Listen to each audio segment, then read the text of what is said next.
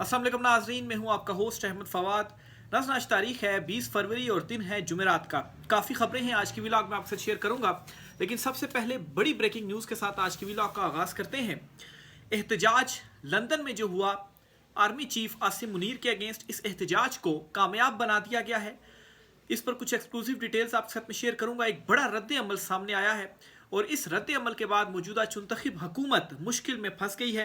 साथ ही साथ आपको बताऊंगा कि ट्रंप के बाद बरतानिया से भी अब इनकार हो गया है पाकिस्तान में मौजूद ताकतवर हलकों को कि इमरान खान साहब के मामले पर किसी किस्म की जो मदद है वो नहीं मिल सकती। इस पर भी कुछ डिटेल्स हैं। पाकिस्तान तहरीक इंसाफ के लिए एक अच्छी खबर है और इमरान खान साहब को छुड़वाने के लिए एक नया प्लान इस वक्त बन चुका है। जुनैद अकबर साहब और आलिया हमजा साहब, जो कि पीटीआई की क़यादत को तब्दील किया गया है, इन्होंने क्या कुछ स्टेप्स उठाए हैं, इस पर भी कुछ तफसीलात आपके साथ में शेयर करूंगा। और साबिक chief justice Islamabad high court Aamir Farooq साहब, जो कि सुप्रीम कोर्ट ऑफ पाकिस्तान में अब तैनात हो चुके हैं, इनके और जो जजेस ट्रांसफ़र किए गए इस्लामाबाद हाई कोर्ट में, इनके अगेंस्ट महाज गर्म हो गया है और 5 जजेस ने ये महाज गर्म कर दिया है। वो डट गए हैं और पीछे हटने से उन्होंने इनकार कर दिया है। इस पर भी कुछ एक्सक्लूसिव डिटेल्स हैं, वो भी आपके साथ में शेयर करूंगा। सबसे पहले तो जी जो बड़ी खबर है एहतजाज से मुतलिक, आज लंदन में जो एहतजाज है वो हुआ।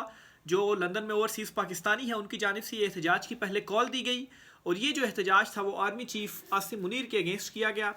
और इस एहतजाज के हवाले से पहले बाकायदा तौर पर ट्वीट्स भी की गई और बताया गया कि लंदन का जो वक्त है 2 बजे, पाकिस्तान का वक्त अगर देखा जाए तो इस टाइम जब मैं वीलॉग रिकॉर्ड कर रहा हूँ तो एहतजाज जो है वो शुरू होकर शायद एंड की तरफ भी चला गया हो। बहरहाल ये जो एहतजाज था वो ऐलान किया गया और इस एहतजाज के बाद अच्छा खासा जो रद्द अमल है वो भी सामने आया है और हुकूमती हलकों में से इसका जो रद्द अमल है वो सामने आया है। और हुकूमती वजीर जो तारड़ साहब हैं उनकी जानिब से रद्द अमल सामने आया और उन्होंने एक ट्वीट की और उस ट्वीट में उन्होंने कोट रीट्वीट असल में की है पाकिस्तान तहरीक इंसाफ का वो जो एक पेज बना हुआ है लंदन का, जिसमें एहतजाज की कॉल के हवाले से बताया गया था कि जो भी इस एहतजाज में शामिल हो गए, शरीक हो गए, जो कुछ भी ये कर रहा है उनके अगेंस्ट एक्शन जो है वो लिया जाएगा। एक धमकी टाइप जो है वो उनकी जानिब से दी गई।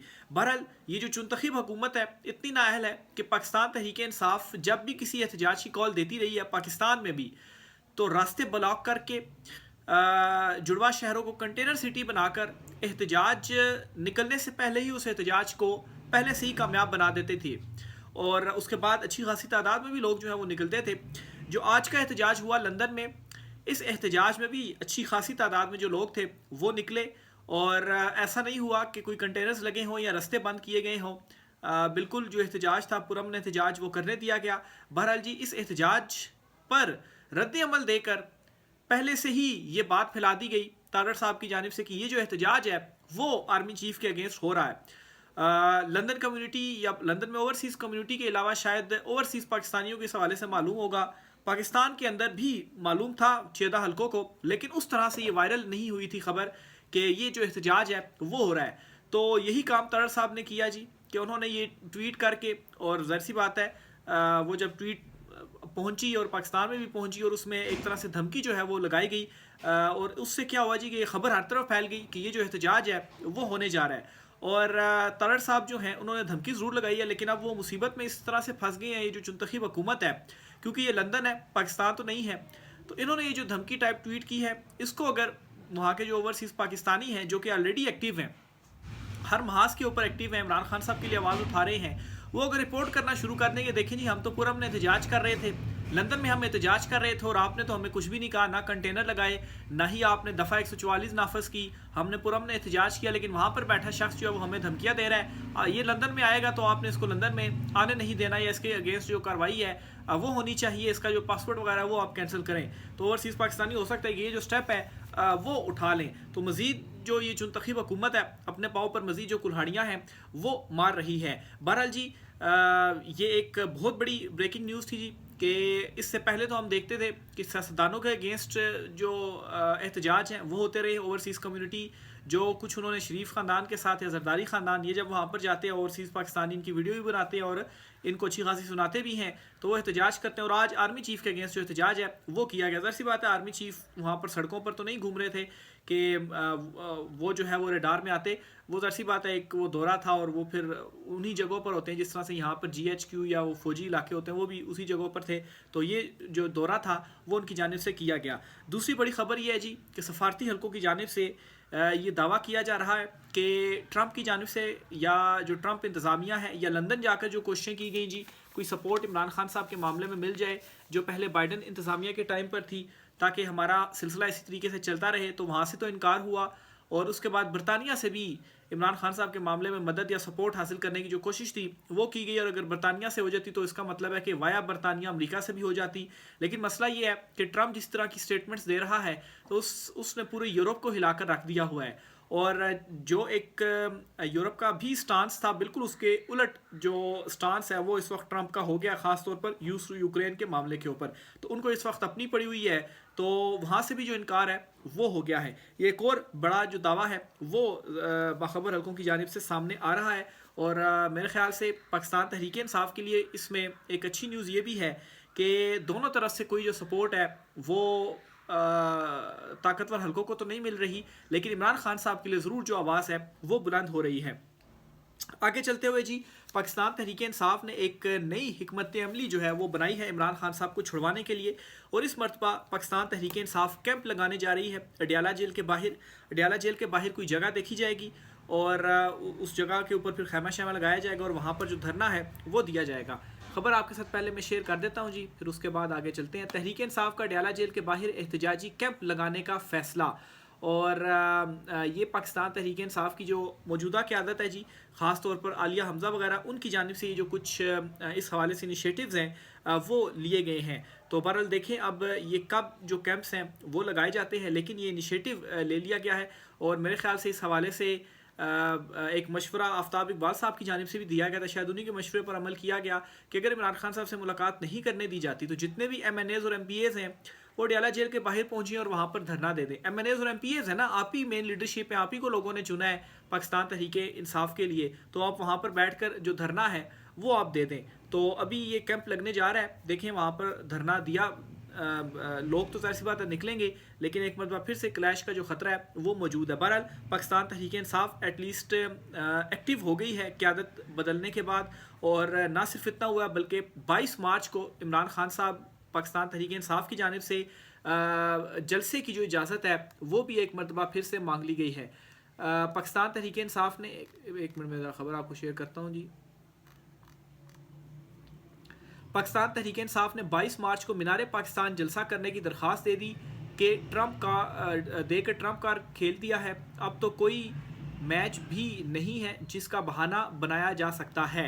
तो 22 मार्च जो है ये रमज़ान ही बन जाता है, क्योंकि अभी फरवरी है तो फरवरी के एंड में रमज़ान होगा या मार्च के शुरू में, तो रमज़ान में ही मार्च की जो कॉल है वो दी गई है। और खैर अभी कॉल तो नहीं दी गई लेकिन इजाज़त मांगी गई है। इजाज़त मांगने का मतलब ये इजाज़त मिलेगी तो फिर जो कॉल है वो दे दी जाएगी। लेकिन मुझे ऐसा लगता है कि ये ठीक है, अभी जो है वो इजाज़त वगैरह मांगी गई है, लेकिन ईद के बाद असल जो तहरीक है वो पाकिस्तान तहरीक इंसाफ शुरू करने जा रही है। तो ओवरऑल जी ना आलमी सपोर्ट मिल रही है और यहाँ से इमरान खान साहब भी मुसलसल जो प्रेशर है वो बढ़ाते जा रहे हैं। और इनके अंदर से भी अब गवाहियाँ आना शुरू हो गई हैं कि ये वज़ीर ख़जाना है मोहम्मद औरंगज़ेब साहब, इनकी मैं स्टेटमेंट आपको पढ़कर सुनाता हूँ। इन्होंने आज क्या स्टेटमेंट दी और बड़ी खौफनाक स्टेटमेंट दी है। और मेरे ख्याल से चुनतखब हुकूमत और जो ताकतवर हल्के हैं इन पर ये पहाड़ की तरह टूटी है। ये कहते हैं जी कि जो हमारे पास है वो तो हम इस्तेमाल करें। हम एक मुल्क के तौर पर अपनी साख खो चुके हैं। वज़ीर ख़जाना टैक्स पॉलिसी को वज़ारत ख़जाना टैक्स पॉलिसी को देखेगी। FBR का काम सिर्फ टैक्स कलेक्शन है। तो वज़ीर ख़जाना साहब क्या कहते हैं कि हम एक मुल्क के तौर पर अपनी साख को खो चुके हैं। अब साख को खो चुके होने का मतलब क्या है? कोई आलमी इन्वेस्टमेंट जो है, ज़ाहिर सी बात है आलमी इन्वेस्टर्स क्यों आएंगे, आपकी साख ही नहीं है। तो ये इसीलिए कह रहे हैं क्योंकि आलमी इन्वेस्टर्स नहीं आ रहे, सब हर तरह से जो इनकार है वो हो रहा है। इवन कि IMF जो है आईएमएफ को आप रब्ता करते हैं तो आईएमएफ का यहाँ पर मिशन आकर क्या करता है, वो आपके चीफ जस्टिस से मुलाकात करता है और अदलिया की आज़ादी के हवाले से देखता है, जो कि अस खुद इस बात का सबूत है कि उनको भी आपके ऊपर एतमाद नहीं रहा जी कि आप जो पैसे यहाँ पर हम आपको देंगे, यहाँ पर इन्वेस्टर्स नहीं आएंगे तो कैसे जो है वो आपके ऊपर एतबार किया जा सकता है। और एक सूरत में एतबार किया जा सकता है कि अगर अदलिया आज़ाद है और वहाँ से जो इंसाफ है वो मिल सकता है। तो इस सिलसिले में चीफ जस्टिस साहब से भी मुलाकात की गई, लेकिन वहाँ से बज़ाहिर अनकन्विंस्ड लगा आईएमएफ कमीशन, इसी वजह से उन्होंने सुप्रीम कोर्ट बार से एक और जो मुलाकात है वो उनकी जानिब से की गई। तो और फिर उस दौरान क्या होता है जी कि जो जजेज़ हैं उनकी जानिब से भी खतूत भी आ रहे हैं, और आज भी जो 5 जजेज़ हैं जो उन्होंने रिप्रेजेंटेशन सीनियरिटी से मुतल्लिक भेजी थी चीफ जस्टिस आमिर फ़ारूक साहब को, उस वक्त वो इस्लामाबाद हाई कोर्ट के चीफ जस्टिस थे और उन्होंने मुस्तरद कर दी थी। तो वो जो फैसला है जी, इसे सुप्रीम कोर्ट ऑफ पाकिस्तान में इन 5 जजेस की जानिब से चैलेंज कर दिया गया है। इसमें 5 जजेस की जानिब से क्या मौक़िफ़ अपनाया गया जी, आर्टिकल 184 की शिक 3 के तहत ये जो दरख्वास्त हम दायर कर रहे हैं, और सुप्रीम कोर्ट करार दे सदर को आर्टिकल 200 की शिक 1 के तहत जजिस के तबादले का लामहदूद इख्तियार नहीं है। मफाद आमा के बगैर जजिस को एक हाई कोर्ट से दूसरी हाई कोर्ट ट्रांसफ़र नहीं किया जा सकता।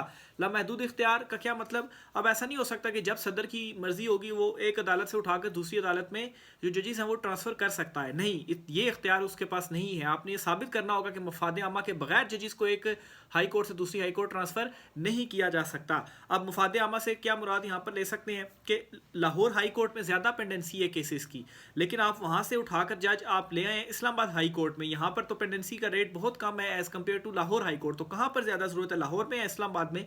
लाहौर में। तो कोई उसमें आप ठोस वजह जो है वो नहीं बता पाए। फिर उसके बाद यहाँ पर जब आप 15वें नंबर के जज को लेकर आए तो वो सबसे जो सीनियर है वो बन गए, और सीनियर बनने के बाद इस वक्त वो कायम मकाम चीफ जस्टिस हैं, और हो सकता है कि आइंदा आने वाले दिनों में वो chief justice Lahore Islamabad high court जो है वो बना दिए जाएं। तो ये इस्तदा की गई है 5 जजों की जानिब से कि उन्हें एक तो रोका जाए, चीफ जस्टिस उन्हें ना बनाया जाए, और दूसरा ये जायज़ा भी लिया जाए, डिटेल्स भी इसकी दी जाए कि कोई लामहदूद इख्तियारात नहीं है सदर के पास। तो हालत इस वक्त ये हो गई है कि इस्लामाबाद हाई कोर्ट के 5 जो जजिस हैं वो 5 जजिस इंसाफ के लिए सुप्रीम कोर्ट ऑफ पाकिस्तान से रुजू कर रहे हैं, और हालत इस वक्त ये है कि एतमाद ही नहीं है कि उनको कोई जो इंसाफ है वो मिल पाएगा। सुप्रीम कोर्ट पर ही एतमाद नहीं है, यानी कि वो जजिस जिनके पास लोग जाते हैं कि उनको इंसाफ मिलेगा, वो अदलिया जो है वो जजिस खुद अपने इंसाफ के लिए दर बदर फिर रहे हैं, सुप्रीम कोर्ट में जा रहे हैं। अपने चीफ जस्टिस को उन्होंने रिप्रेजेंटेशन भेजी, वो मुस्तरद हो गई। सुप्रीम कोर्ट में भी कोई ज़ाहिर उम्मीद नज़र नहीं आ रही। जो इस वक्त हमारी अदलिया की हालत है कि वहाँ से भी कोई जो इंसाफ है वो इन जजिस को मिलेगा। बहरहाल ये बात है कि ये जो 5 जजिस हैं ये डट गए हैं और इन्होंने मुकाबला करने का फ़ैसला किया हुआ है, और इसी वजह से विद इन सिस्टम ये मुकाबला करने की जो कोशिश हैं वो कर रहे हैं। और कुछ नहीं तो एटलीस्ट चले history will be recorded, history के अंदर ये जो सारी चीज़ें हैं वो फिर लिखी जाएंगी कि ये जो कुछ है वो हुआ है। आगे चलते हुए जी एक और ख़बर आपके साथ शेयर करनी है, और वो ख़बर है जी पाकिस्तान तहरीक इंसाफ के लिए, और ये अच्छी खबर है क्योंकि पाकिस्तान तहरीक इंसाफ के जो 26 नवंबर का मामला था, इस मामले में 120 अफराद को गिरफ्तार किया गया था। इनको आज ज़मानतों पर रिहाई मिल गई है इस्लामाबाद हाई कोर्ट से, और जस्टिस सरफराज रोगर जो कि कायम मकाम चीफ जस्टिस हैं उन्होंने ही इन मुलजिमान को ज़मानत पर रिहाई दी है। इस्लामाबाद हाई कोर्ट से PTI वर्कर्स को रिलीफ मिल गया। 26 नवंबर एहतजाज के तनाज़र में गिरफ्तार 120 से ज़ायद PTI वर्कर्स की ज़मानतें मंजूर, अदालत का फौरी रिहा करने का हुक्म। तो इनको जी एटलीस्ट जो रिहाई है वो मिल गई है, और इस्लामाबाद हाई कोर्ट की जानिब से ये जो हुक्म है वो सामने आया है। इसी तरह से जी पाकिस्तान तहरीक इंसाफ ने अपनी जो ये कानूनी जंग है वो भी जारी रखने का फ़ैसला किया है। अलबत्ता कोई उम्मीद तो नहीं है, लेकिन उसके बावजूद भी वो लड़ रहे हैं।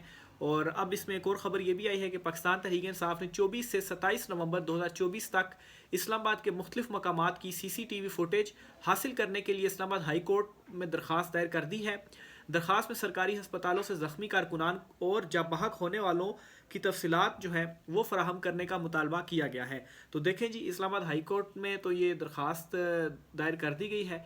अब इस्लामाबाद हाई कोर्ट में ये दरख्वास्त किसके पास लगती है, क्योंकि चीफ जस्टिस कायम मकाम चीफ जस्टिस सरफराज डोगर साहब जो हैं उनके पास अब ये इख्तियार है कि वो जो है वो डिसाइड करेंगे कौन सी दरख्वास्त किसके पास जानी है। तो बहरहाल जी आने वाले दिनों में ये कुछ अहम तरीन डेवलपमेंट्स होनी है, देखें इस पर क्या जो चीज़ें हैं वो सामने आती हैं। जो भी होगा आपके साथ शेयर करते रहेंगे। आज की व्लॉग से इतना ही। राय का साथ कीजिएगा। इजाज़त दीजिए। अल्लाह हाफिज़।